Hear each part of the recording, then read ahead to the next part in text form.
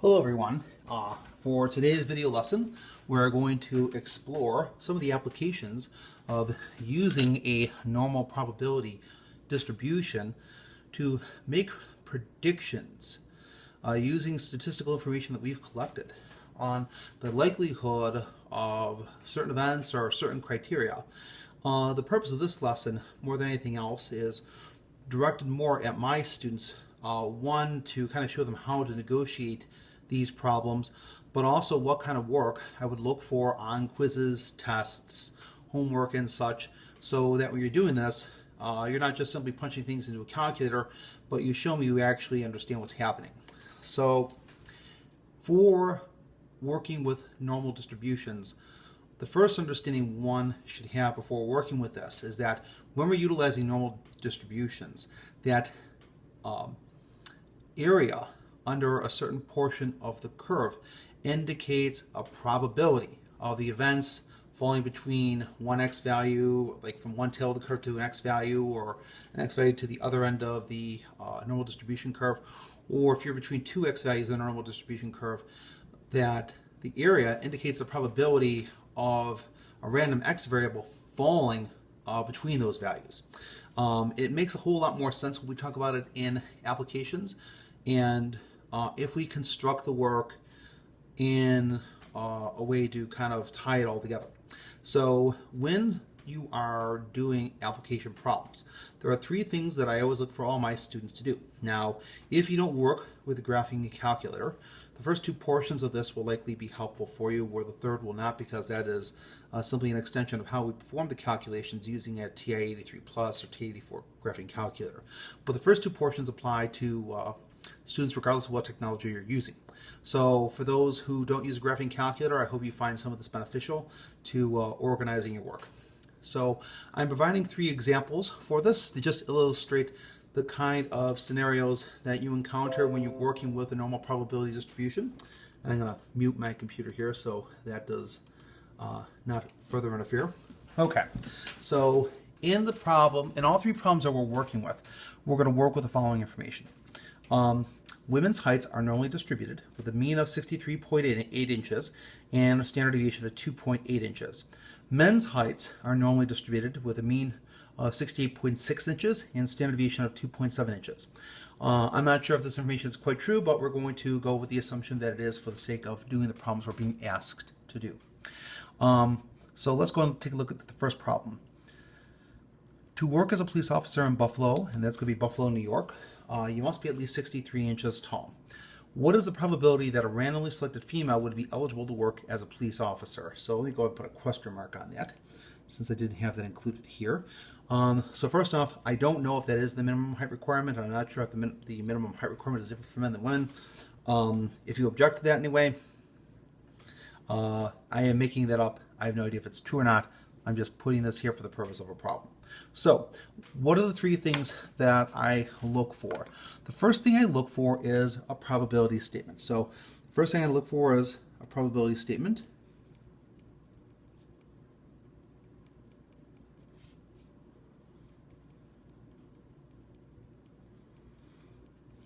And what does a probability statement look like? So what this question is asking is, what is the probability that a randomly selected female would be eligible to work as a police officer?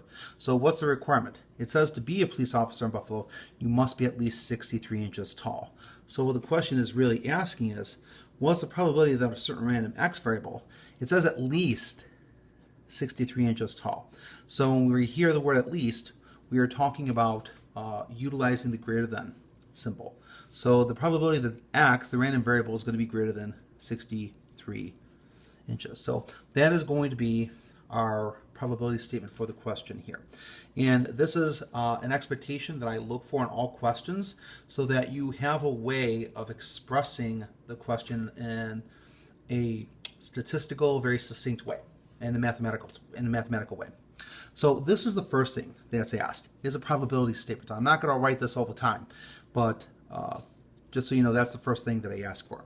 The second thing that I ask for is a picture of a normal distribution illustrating what is being asked for in the question.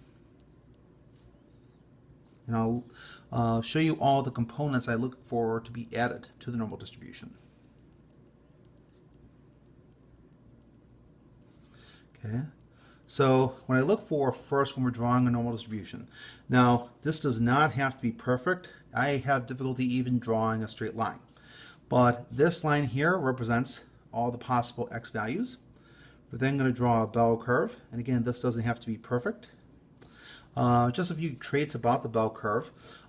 This bell curve should never touch the x-axis, as it comes close to touching it, but it never quite does. So please make sure it does not touch. This should also include a mean. Okay, we have the mean is equal in this case to 63.8. So we have this here, and then what are we looking for? We want probably the person's going to be at least 63 inches tall, so it has to be like greater than 63. Now, if the mean is 63.8, then that value of 63 is less than 63.8, so we probably want something right about here. And since we're looking for the probability of it being greater than 63, we want to make sure that we show the proper area shaded here as well. Okay, so this is the area we're looking for, because when we find that area, we are then, as a result, going to find the probability that someone's going to be greater than 63 inches tall, at least for women, as far as that's concerned. So here's the second thing I'm looking for. So in the normal distribution, what do I want? Horizontal line, label that we're looking for random x values, an expression of the mean, any x values that are provided, and then what area are we finding? So all these elements need to be included if you're going to illustrate this problem properly. Then the final thing is the calculation. Now, if you're not using a T83 or 84, this is probably not going to help you, but you can note in whatever technology that you're using, whatever you need to show in terms of your calculation for this work. Everything up to this point is just an illustration. You can express the problem mathematically or statistically. You can draw an illustration to demonstrate how we find this, and then the calculation is here. So if you use a T83 or an 84, this is going to be a normal CDF.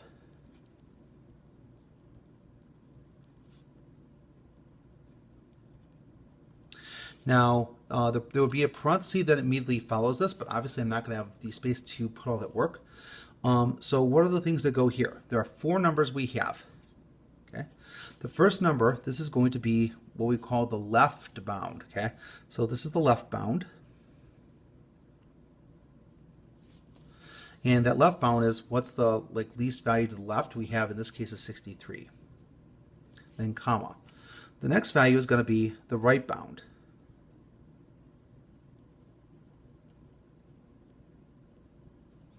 And in the case of the right bound, you'll see that this doesn't stop like ever. So there's a couple ways that you could do this. I usually just have my students type in just 99999, just a short of 1 million, just so that we go sufficiently far enough to generate an answer that's going to be accurate enough that it will be accepted. So that's going to be the right bound here. The next thing that's going to go in here is going to be the mean that's provided in the question, which in this problem is 63.8. And the last thing is going to be the standard deviation, which is also provided in the question, which is going to be 2.8. And if we go ahead and we put this into the calculator, in case you're wondering how we get to that, we're going to go on here, and we're going to go to second. We're going to go to the VARs button. And you'll see here we have the first choice be normal PDF. That's not what we're using. We're using normal CDF. And we're going to go ahead and type this in. You'll see here there's -1 to the 99. You can use that for the upper limit later if you want, but what I have is fine here. It's just whatever your choice is. So the left limit is going to be 63. I'll type in 99999 here. The mean is going to be 63.8. And standard deviation is going to be 2.8. It pastes it into the formula. Now, some of the newer calculators like I have here, you'll notice it asks for everything. If you have an older calculator, you're going to need to remember what these four things are. Now, since you're allowed a cheat sheet and you're working on this at home, you can always have this on a cheat sheet for a test if you're taking it in class, or if you're taking this at home because of the pandemic that this is being recorded during. Then just have it somewhere handy and know how to do this. We hit enter, And we notice we generate an answer here of 0.61245. But remember, any probability with a normal distribution needs to be rounded to the nearest 4 decimal places. So this is going to be 612, then we're going to round that to 6.125. So the answer to this question is going to be 0.6125. And that is going to be the likelihood of a randomly selected woman would be eligible to work with the Buffalo Police Force, at least in this question. So that is how the first question is going to be answered. And for future questions, we're going to continue to work with requiring a probability statement, a picture of a normal distribution, and then the calculations shown, like what you put into the calculator. But I'm not going to write these steps out each time. You're going to be expected to know this going forward. Okay, so I'm going to go ahead and move up. I'm going to continue to show the first example so you have that to kind of follow along. Okay, so in problem 2, the Nissan 350Z sports car can accommodate any driver who is no more than 70 inches tall. What is the probability that a randomly selected male will be able to drive this car? So let's just take a look what the probability statement looks like for this first. So the probability statement meaning is if the person can be no more than 70 inches tall, that means that they really have to be less than 70 inches tall. So we're going to say here X is less than 70. Okay, so there's our probability statement, and we'll find out what that's equal to in a little bit. The second thing we're going to do is we're going to go ahead and draw a normal distribution for this situation.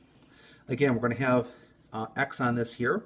We're going to draw a normal distribution here. Again, this does not have to be perfect. You see mine is not real perfectly centered. But at least when I put the mean down, I do try to put it so it's meets kind of where the top of the bell curve is.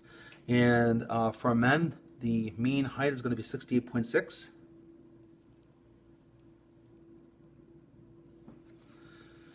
We put that there. And since we want the probability that the person is going to be less than 70 inches, I'm going to go ahead and put this here. And since we want it to be less than 70, we're going to shade the area to the left.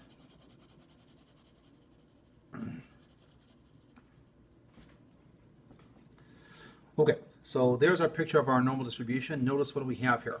Horizontal line, a label with an X to indicate that's just a random variable. The mean here, above where the highest part of the bell curve is. We have the X value we're trying to find. We have a shaded area. So we have all these elements here. And then finally, we're going to do the calculation of normal CDF. Okay, again, the 4 things. In this case, the left bound is all the way to the left. It doesn't stop. So instead of putting like 9999999, we're just going to put negative 9999999. Now, if you're one of those that uses like -1 times e to the, -1 times e to the something. That's, if you have a different method for it, that's okay. All right, so let's go to the next one here. What's the right limit? The right limit is 70. This is going to be 63.8, and this will be 2.8. Put that in here. We're going to go ahead and put this into the calculator again.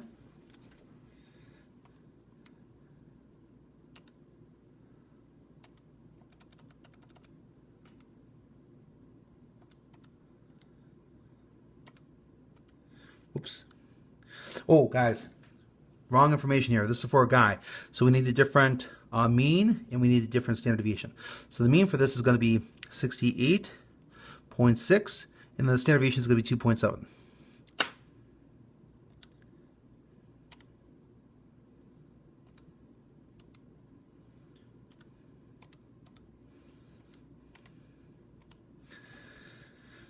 And again, this is going to be calculated 4 decimal places, so this is going to be 69795. So watch rounding on this, because the 4th digit is a 9, and the 5 forces us to round up. This becomes a 0, this becomes from 7 to 8, so this is going to be, when we calculate this, this will be equal to 0.69, I'll show this here, 795. So it requires rounded to 4 decimal places to become 0.6980. Very common for students to make that kind of rounding error in a question like that. So please be careful when handling a question like that. So that's the answer to question 2. In reality, I think you can be a little taller than 70 inches to still ride the Nissan 350Z. So, all the information is not entirely true here. So just to make that clear. All right, let's take a look at problem 3. Disney World requires that people employed as a Donald Duck character must have a height between 57 and 63 inches. Find the probability that a randomly selected woman would be able to be employed as Donald Duck. So let's go ahead and pick this apart. So we want to know the probability that a random x value is going to be between 57 and 63. So the way we're going to write this, let me cross it out. So we want the probability that the x value, 57, is less than x, and then x is less than 63. So one way in which this problem is a little different is it's not going to be x is going to be greater than something or x is going to be less than something. X is between two values. So this is how we express that probability. The second problem, when we write the normal distribution to this, so again, here's our straight line, here's our x. Let's see if I can draw this normal distribution a little better this time. That's a little cleaner than my other ones. So we have mu is equal to 63.8. Okay. And what are we looking for? We're looking for the probability that a randomly selected woman will be able to be will be between this height. So we're going to look between 57 and 63. Now, what happens in a lot of cases like this is that students will put 57 to the left of the mean, and then they'll stick 63 to the right because they often see problems that look exactly like this. But both of these values are less than the mean. So when you're drawing this, if you're drawing a proper drawing of this, both of these values should be to the left of the mean. And that reflects that you have an understanding of the relationship of these values in relation to a mean and the bell curve more generally. So, and then there's a shaded area you're looking for, because that shaded area and finding the area is going to give you the probability of finding a random woman at that particular height. So what do we have here? Straight line, x. We have the mean. We have the two x values we're looking at. We have the shaded area for the region of the normal distribution we're looking to find the area of. Finally, our calculation. Normal CDF. Now for this one we have a left bound and a right bound, so this is going to be kind of clean. This will be 57, comma, 63, comma, 63.8, comma, and then 2.8. And then again we can go ahead and put this into the calculator.